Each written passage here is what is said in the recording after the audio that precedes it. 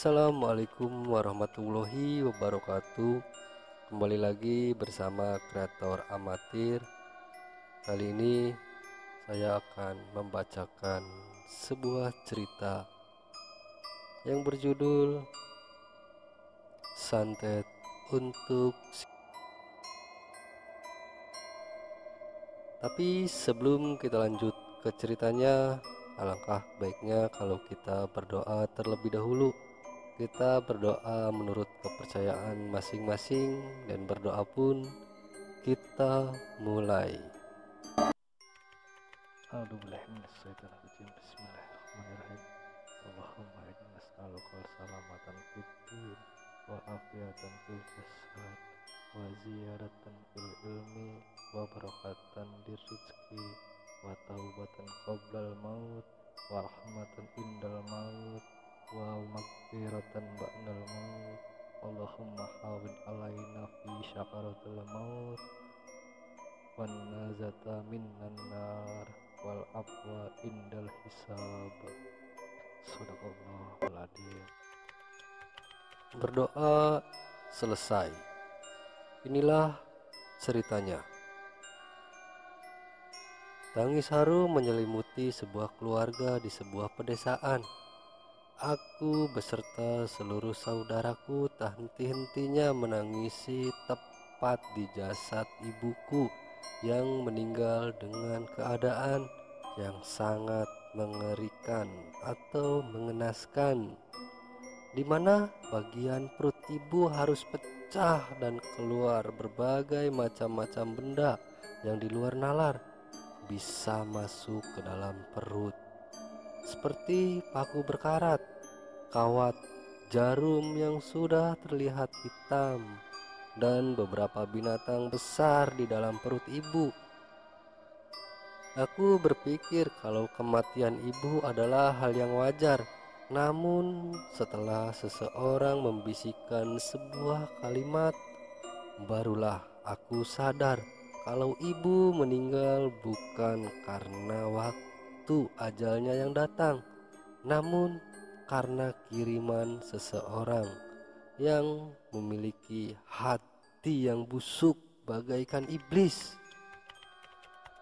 Kisah ini berlatar beberapa puluh tahun ke belakang, tepatnya di tahun 1995, di mana aku masih berumur 10 tahun yang belum mengerti akan adanya kejadian-kejadian yang mengganjal di pikiran. Saat itu keadaan ekonomi keluargaku sedang kacau semenjak kepergian bapak. Saat itu bapak meninggal karena sebuah insiden kecelakaan di saat perjalanan menuju pulang ke rumah setelah seharian bekerja. Semenjak kepergian bapak, keadaan perekonomian keluarga kami yang semakin kacau, bukan karena alasan, melainkan karena tak ada lagi yang bisa menafkahi keluarga kami. Anak-anak ibu masih pada kecil dan masih butuh pendidikan untuk masa depan. Kakakku yang waktu itu masih berumur 12 tahun, sedang aku berumur 10 tahun. Dan juga adikku yang masih sangat kecil, masih berumur 5 tahun. Terlihat jelas ibu terlihat kebingungan karena tidak memiliki uang lagi untuk bertahan hidup. Ibu juga berusaha sekuat mungkin untuk mencari pekerjaan demi memenuhi kebutuhan hidup kami. Namun sekeras apapun ibu mencari pekerjaan, semakin berat pula ibu mendapatkan cobaan. Berhari-hari ibu pergi ke sana kemari untuk mencari pekerjaan. Namun hasilnya tidak seperti yang ibu bayangkan. Sekeras apapun ibu bekerja, namun hasilnya tidak sebanding dengan tenaga yang ibu keluarkan. Namun ibu tidak menyerah begitu saja. Ibu terus melanjutkan beberapa pekerjaan yang diberikan kepada ibu demi memenuhi kebutuhan pangan. Demi memenuhi kebutuhan pangan kami, ibu sampai harus melakukan pekerjaan yang sangat berat. Namun, aku merasakan kasihan terhadap segala sesuatu yang dikerjakan oleh ibu. Aku beserta dengan kakak dan adikku selalu menangis kala ibu kembali dari pekerjaannya. Namun, kami tidak bisa berbuat apa-apa terhadap ujian yang diberikan kepada ibu dan kami. Beberapa bulan berlalu, keadaan perekonomian keluargaku kembali kepada kebuntuan. Kami pun kembali ke dalam kondisi yang serba kekurangan, dan ibu pun kembali berusaha dengan sekeras mungkin untuk mencari penghasilan agar anak-anaknya tidak terlalu kelaparan dan tidak terlalu tersiksa. Dan ibu juga ingin kami semua seperti anak-anak yang lain. Namun berkat kegigihan ibu untuk membalikan keadaan dan demi anak-anaknya, maka ibu terus berusaha menghidupi ketiga anaknya seorang diri dengan usahanya sendiri. Walaupun anak-anaknya harus putus sekolah karena keadaan ekonomi. Selang beberapa tahun kemudian, di mana ibu sudah bisa merasakan hasil jerih payahnya mencari uang untuk membiayai anak-anaknya, dan juga kakakku yang nekat memilih untuk merantau ke luar negeri untuk membantu ibu memperbaiki perekonomian keluarga.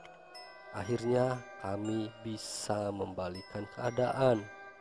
Kini aku dan adikku tidak lagi merasakan yang namanya kelaparan, dan ibu juga kini bisa beristirahat di rumah untuk menikmati hasil dari jerih payahnya semasa keterpurukan itu. Dengan bisnis yang ibu lakukan, kini perekonomian keluarga kami sudah membaik. Bahkan bisa dibilang lebih dari cukup, meski tidak secukup orang lain. Setidaknya keluarga kami tidak lagi kekurangan sandang pangan. Hari berganti hari, minggu berganti minggu, dan bulan pun berganti bulan. Bisnis ibu semakin berkembang pesat. Ibu juga tak jarang menyantuni setiap orang yang sedang mengalami kesusahan perekonomian. Ibu selalu membantu para tetangga yang sedang dalam kesulitan. Meskipun aku tahu di masa keluargaku sedang terpuruk, tak ada satu orang pun yang menyulurkan tangannya untuk membantu keluarga kami. Namun ibuku tidaklah seperti itu. Ibu selalu membantu kepada sesama. Meskipun kebaikan ibu akhirnya dimanfaatkan oleh oknum yang tidak bertanggung jawab. Di saat karir ibu sedang melambung tinggi, beberapa orang menghampiri ibu dan berencana meminjam sejumlah uang yang jumlahnya saat itu sangat besar. Pada tahun 2000, uang 5 juta bisa dibilang sangat besar. Namun, ibu pun memberikan pinjaman uang tersebut kepada salah seorang yang mendatangi ibu. Namun, ada salah seorang yang tidak ibu berikan pinjaman, karena saat itu ibu belum mendapatkan bagian dari bisnis tersebut. Entah apa yang dilakukan orang tersebut, sampai-sampai orang tersebut menghancurkan seluruh bisnis yang ibu miliki. Dan ibu Entah apa yang dilakukan orang-orang tersebut, sampai orang tersebut menghancurkan seluruh bisnis yang ibu miliki dan ibu buat dari nol. Sampai ibu harus mendapatkan kerugian yang sangat besar. Dan ibu juga harus menjual rumah yang sudah dibangun oleh jerih payah ibu dan kakakku yang masih berada di perantauan. Kini kami kembali merasakan perihnya hidup menderita, dan kami pun merasakan kembali penderitaan yang dulu pernah kami alami.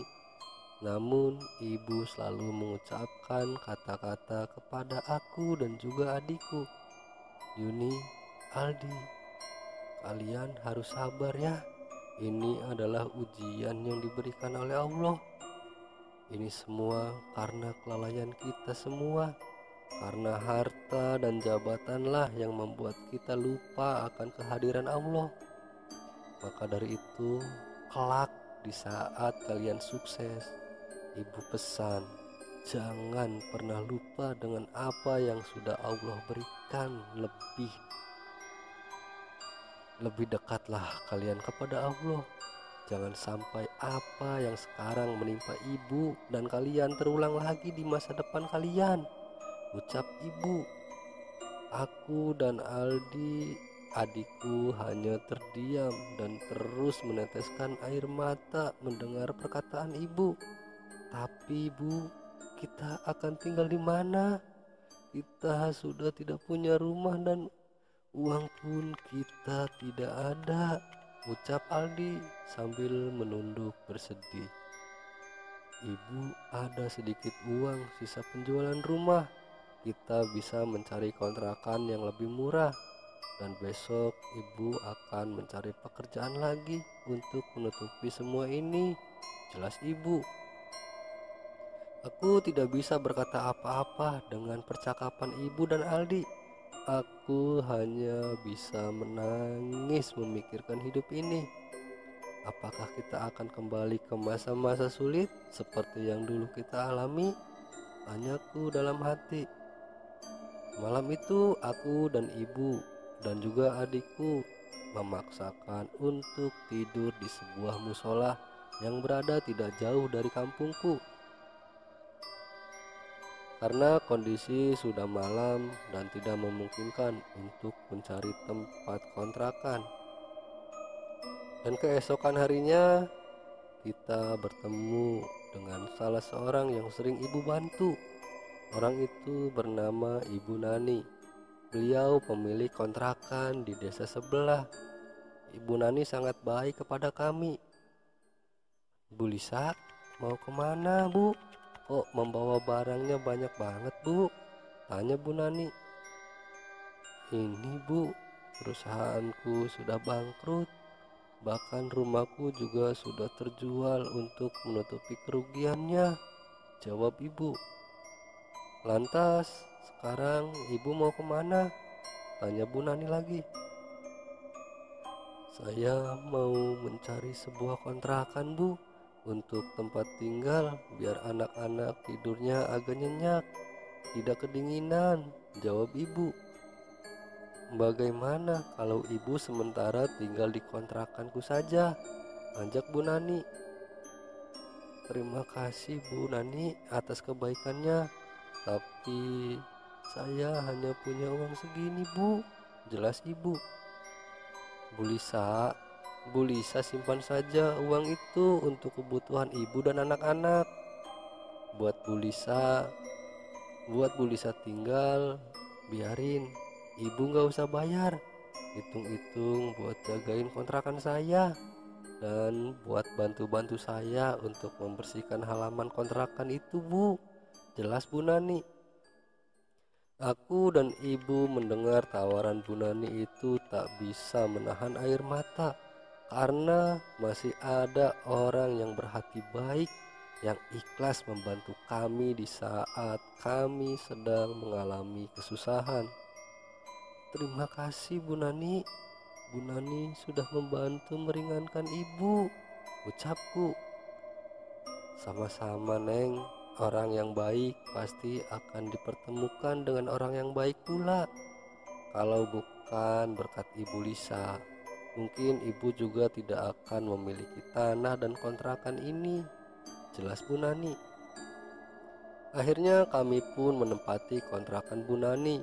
Dan aktivitas ibu, aku dan juga Aldi pun setiap pagi membersihkan halaman depan kontrakan.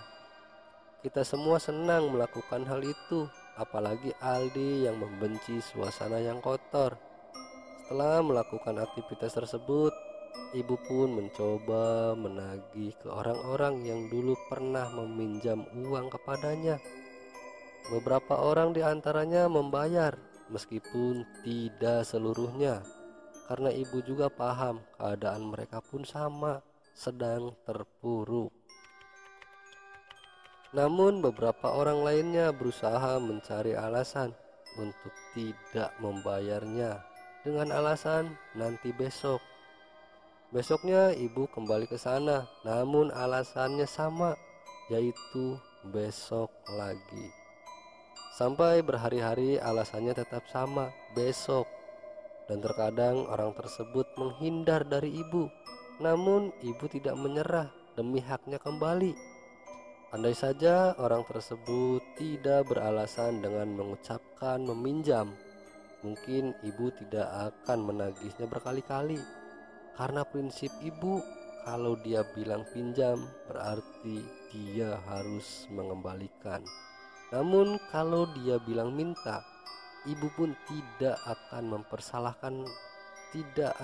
mempermasalahkan hal tersebut. Singkat cerita, 2 minggu berlalu, ibu pun kembali kepada orang tersebut untuk menagih haknya atau miliknya. Hal yang tidak diduga, di mana ibu harus berseteru dengan orang tersebut. Berbagai adu argumen pun tidak terhindarkan lagi. Bahkan salah satu anaknya hingga memperlakukan ibu secara tidak sopan. Dia menampar ibu, memaki-maki ibu dengan kata-kata kasar, bahkan sampai mendorong ibuku sampai tersungkur di hadapannya. Namun yang membuat miris adalah orang tuanya malah mentertawakannya dan melemparkan beberapa lembar uang kepada ibu, layaknya memberikan kepada seorang pengemis. Hancur saat itu hati ibu dibuatnya, apalagi di saat orang tersebut berucap, "Sisanya akan aku bayar di saat kau tak berdaya." Hati ibu sangat sakit dan perih bagaikan ditusuk-tusuk oleh paku berkarat. Setelah mendapatkan perlakuan itu, ibuku langsung pergi dan kembali ke kontrakan. Namun, selang beberapa hari, hal janggal pun menimpa keluarga kami, di mana malam sebelum ibu sekarat terdengar suara seperti orang melempari genting rumah. Bukan hanya sekali, tapi berkali-kali, seperti beberapa genggam batu kerikil dilemparkan ke atas rumah. Karena kaget, aku beranjak keluar rumah dan mencari asal suara tersebut. Kuputari samping rumah sampai ke belakang, namun aku tidak menemukan adanya beberapa bebatuan di sekitar situ. Namun saat aku kembali ke dalam rumah, aku dan Aldi harus dikejutkan dengan kondisi ibu yang sudah kejang tubuhnya.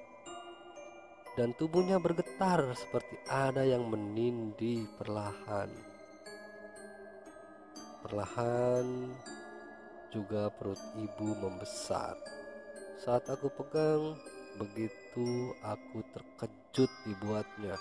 Perut ibu sudah terasa keras dan seperti ada yang bergerak-gerak di dalam perut ibu ingin keluar. Saat itu juga aku meminta pertolongan kepada tetangga, namun tak ada satupun tetangga yang mendengar teriakan tolongku. Tidak ada satupun tetangga mendengar teriakan minta tolongku. Sampai akhirnya aku putuskan untuk sebisa mungkin menjaga ibu sampai waktu subuh tiba. Dengan tanpa henti-hentinya, aku dan Aldi adikku melantunkan doa permohonan kepada Allah Subhanahu wa Ta'ala. Dengan begitu, untuk sementara waktu ibu bisa tenang dan bisa tertidur walau kondisi perutnya tidak ada perubahan. Setelah subuh tiba, Aldi pergi ke sebuah musola dan berencana meminta pertolongan kepada orang di sekitar.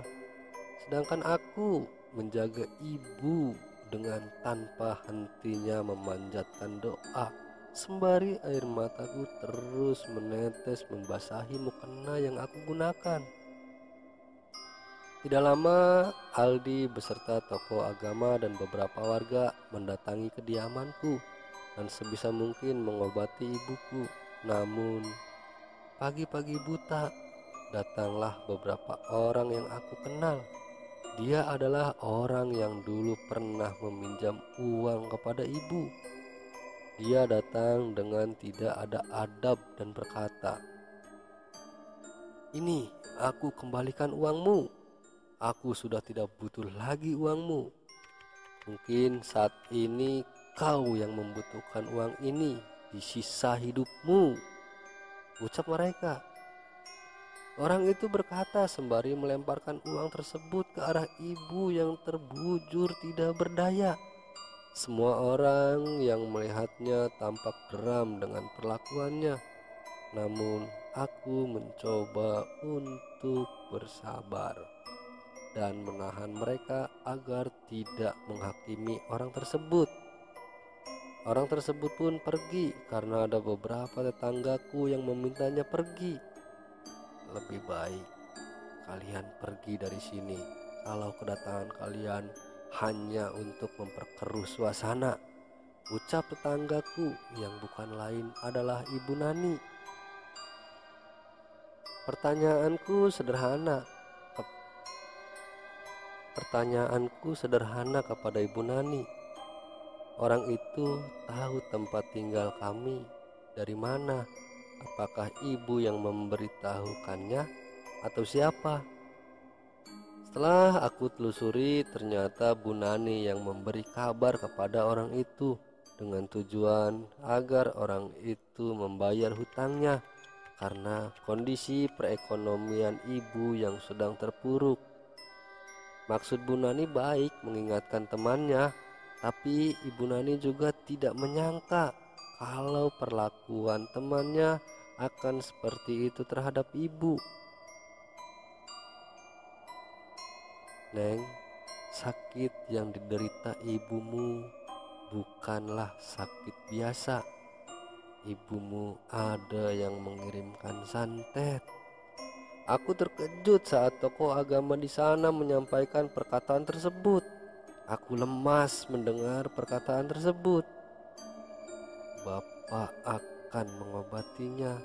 Mudah-mudahan dengan izin Allah Subhanahu wa Ta'ala, ibumu bisa disembuhkan." Pengobatan dilakukan oleh Pak Sardi, tokoh agama di sana. Dengan telaten, Pak Sardi mengobati ibu dan berusaha mengeluarkan apa saja yang berada di dalam perut ibu. Namun semuanya tidak berjalan dengan semestinya. Kondisi perut ibu semakin membesar layaknya balon yang terus dipompa. Aku keluar rumah bermaksud mengabari kakak. Setelah aku kabari kakak, dan kakak pun tidak percaya dengan apa yang menimpa keluarga kami. Sembari aku terus melanjutkan percakapan dengan kakak dan melakukan telepon video dengan meminjam telepon dari Ibu Nani. Aku arahkan telepon tersebut ke arah ibu yang sedang diobati Pak Sardi. Hal tak terduga pun terjadi. Perut ibu seketika pecah dan dar. Tampak jelas beberapa barang keras ikut keluar dari perut ibu, seperti paku, kawat, jarum, dan banyak lainnya. Ditambah beberapa binatang pun merayap keluar melalui pecahan di perut ibu. Dan kini ibu pun meninggal dunia dengan keadaan yang sangat mengenaskan. Inna lillahi wa inna ilaihi raji'un. Semua berucap, dan seketika itu juga aku yang menyaksikan itu seketika tidak sadarkan diri. Begitu juga dengan kakakku yang berada jauh di sana. Setelah tersadar, Bu Nani dan para tetangga terlihat sibuk mengurusi jenazah ibu untuk dikebumikan. Aku sendiri tidak bisa berbuat apa-apa selain menangis meratapi kejadian yang tidak aku sangka-sangka.